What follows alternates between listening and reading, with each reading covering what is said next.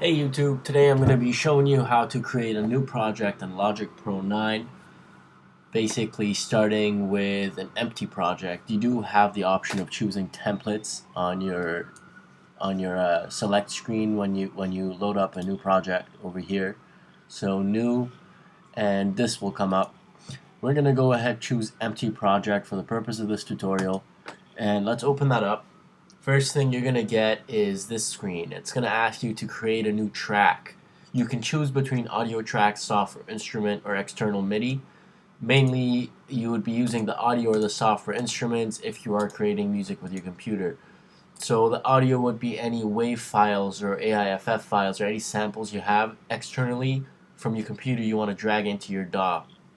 Then you would choose audio and you have the option of choosing mono or stereo. Usually when it's recorded with a mic, it would be mono. Also here, software instrument would mean that it's a soft synth, so it's a plugin, kind of like a VST, except Logic doesn't accept VST, they accept audio units, AU. So we're going to go ahead create a software instrument track and as well as an audio track. So how you create more tracks in your arrangement screen here, which is this whole box, you can go ahead, click the plus sign, and that same screen will come up again. We're going to choose audio this time, keep it on mono, we'll create a new track, and there we have it. So now you can see that we have two tracks in our arrangement screen, and when you select each track, you're going to see that it actually pops up on your mixer. Your track gets routed to a channel on the mixer, and you can see that on the left hand side here, or you can also view it in your mixer where you'll have all your tracks.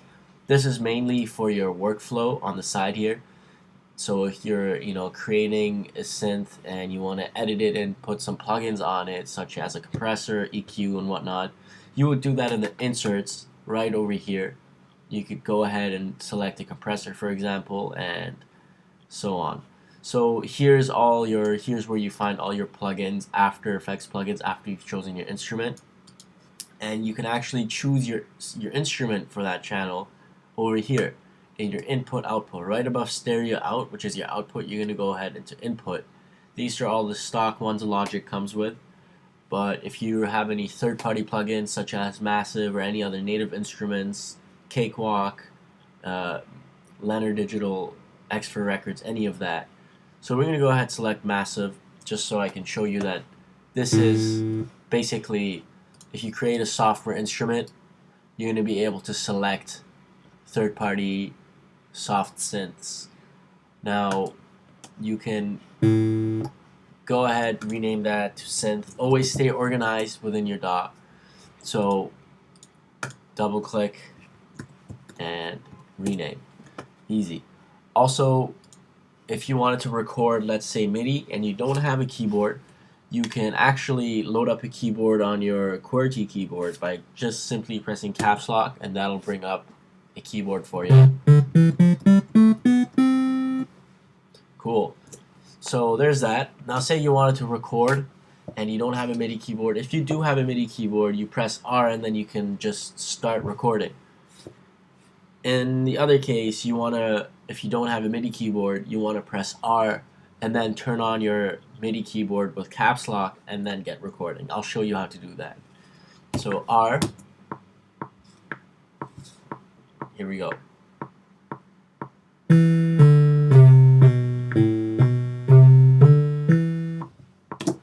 So that's a basic MIDI region right over here. You can move that around by simply dragging it.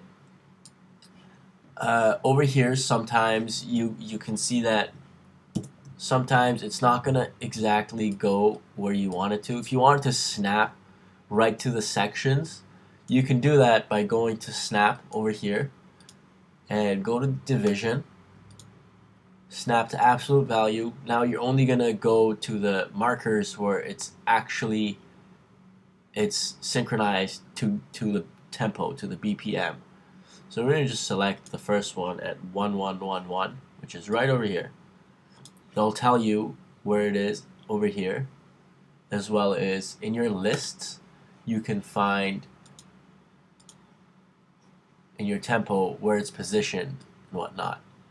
So wherever your little marker is over here, you can see that it's moving along on the bottom as I move it. And this is basically telling us the tempo of our song. So if you wanted to load up an audio sample, you would go into your media and you can find the directory to your whole computer on the right side in browser. You would go to wherever you have your samples saved. So for example, I have mine over here.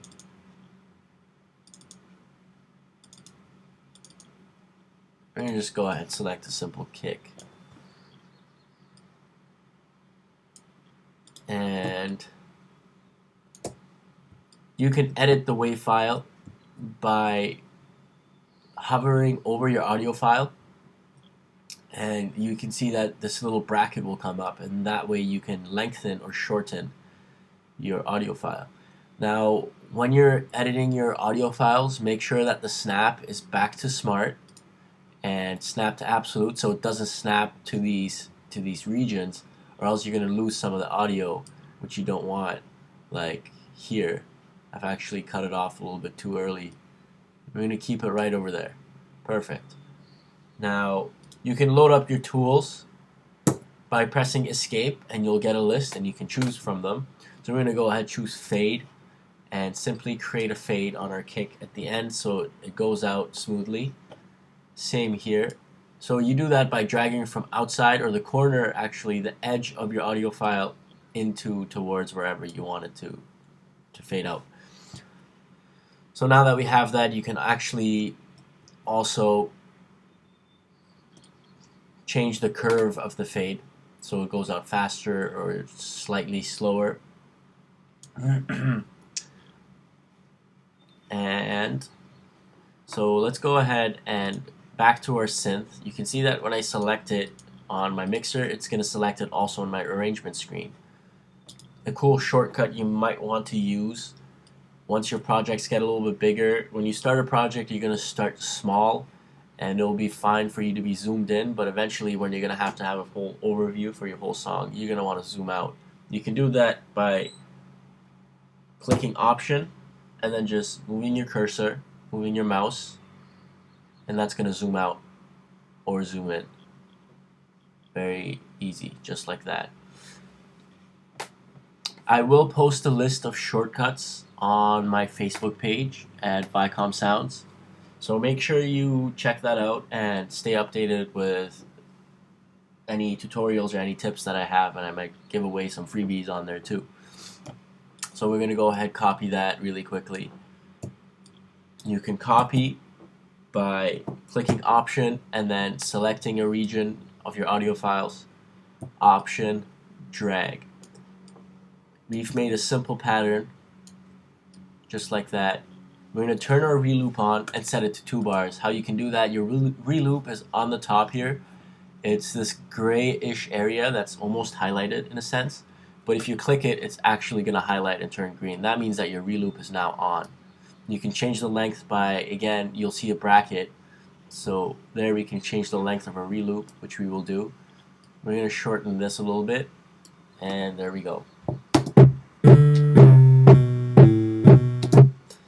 Also, I forgot to mention, when you do begin a project, always make sure that you're not clipping. So if you don't want to clip, you want to set your output, your stereo out to -6 dB, and that should always be a standard for when you start a project, no matter what. So that it leaves some room for mastering and mixing and all that jazz. So here you have your media. This is where all you find your directory to your computer. Your library would be any plug-in presets that you might have for your synth, which is massive. Right now, this is basically what I have. So I'm gonna load that up. Okay, well it's not the most amazing sound, but it's what I have saved in my library. And you can actually refresh your library and whatnot. So let's go do that. Okay, here you'll find loops. These are logic loops. you can just listen to them and whatnot. There's a whole bunch in here. And your bin, okay. So this speaker here, this is what's going to determine whether or not you're actually hearing back your samples from in here. So you can see if I select these, I won't hear them back. But when I click this, now I can hear my samples without actually dragging them in. So we can hear them back before we take them in. And back to our bin. Your bin is where you would find all of your audio, any files you're working with, any audio files you're working in within your DAW.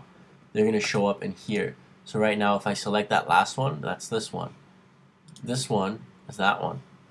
And you can see that if I make any changes to them, they'll also show up in here. So now that I've shortened that audio file, it's going to show up that this one is actually shorter than the rest of them.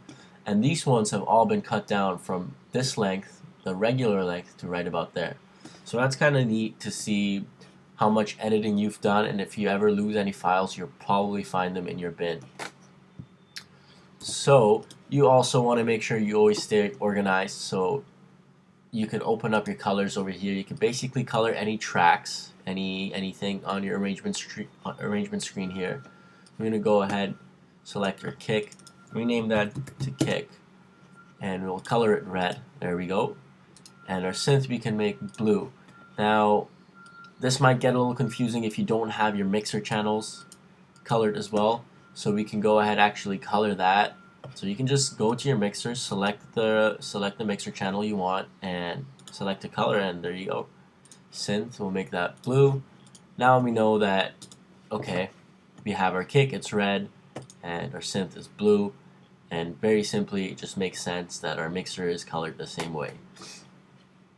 So say that you want to add a compressor to your synth, you would do that by going here in your inserts. Under your inserts you'll find all your plugins for adding effects and dynamics and stereo delays and whatnot.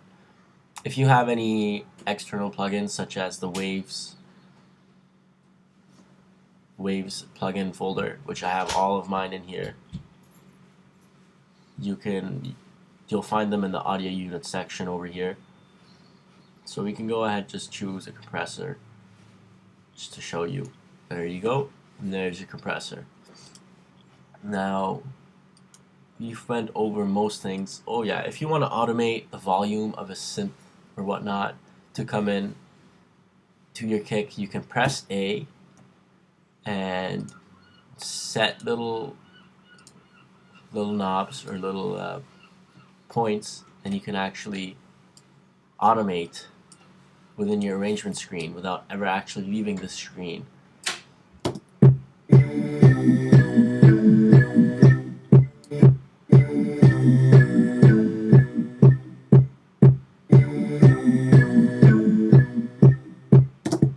Okay, so those are the basics of the tools that you might want to use when you start. If you want to change your tempo of the song, you can do that here. Your BPM is going to be changed here. So you can set that to whatever you like. Let's choose 128, for example. Your time signature, right now it's 4/4. So that means there's 4 beats in 4 bars.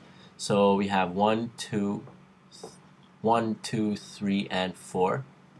And then 1, 2, 3, and 4. And so on and so forth. If you make it 3/4, that means you're going to have 3 bars in each beat, or 3 beats in each bar. So it goes 1, 2, 3, and that's 1 bar. You can see from 1 to 2, this whole 1 bar is 3 beats. So we can go back and set that to 4/4. You can turn on your metronome by simply clicking there. And forgot to mention that here we have solo, mute. You can also select any audio or any regions in your arrangement and solo it through here.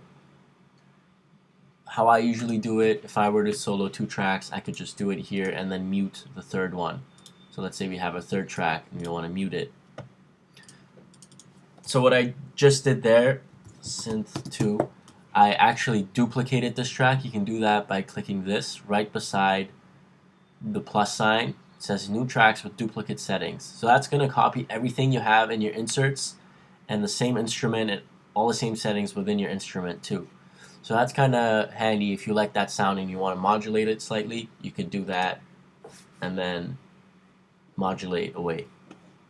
So there we have that. This is your volume, your DAW is outputting to your speakers. So keep that at 0 unless you're playing out of laptop speakers and you really need to boost the volume because it's just not loud enough.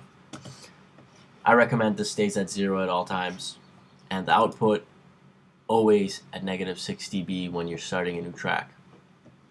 So there we have it. These are the basic functions of Logic Pro 9. If you have any more questions, feel free to ask me on Twitter at ProducerTips with two S's at the end.